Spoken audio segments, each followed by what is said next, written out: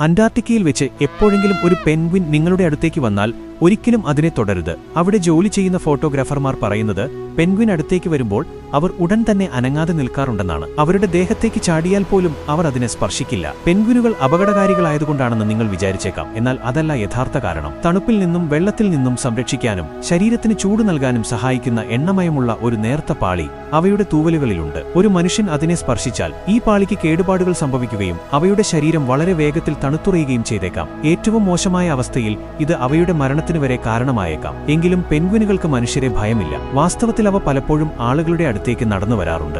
കാരണം അന്റാർട്ടിക്കയിൽ ഇരുകാലിൽ നടക്കുന്ന ഒരേയൊരു ജീവി മനുഷ്യൻ മാത്രമാണ്. അതിനാൽ ചിലപ്പോൾ അവ നമ്മളെ അവരുടെ കൂട്ടത്തിലുള്ള മറ്റൊരാളായി തെറ്റിദ്ധരിക്കാറുണ്ട്. ഇനി ഒരു ഇമ്പോർട്ടന്റ് കാര്യം പറയാം. കുറച്ചുകൂടെ കഴിഞ്ഞാൽ നമ്മൾ 100K ഫാമിലിയിലേക്ക് എത്തും. സബ്സ്ക്രൈബ് ചെയ്യാത്തവരുണ്ടെങ്കിൽ ഒന്ന് സബ്സ്ക്രൈബ് ചെയ്ത് സപ്പോർട്ട് ചെയ്യണേ. ചെയ്തിട്ടുള്ളവർക്കെല്ലാം താങ്ക് യു ഗൈസ്. അപ്പോൾ എങ്ങനെ നമ്മൾ ഒരുമിച്ച് മുന്നോട്ട് പോവുകയല്ലേ?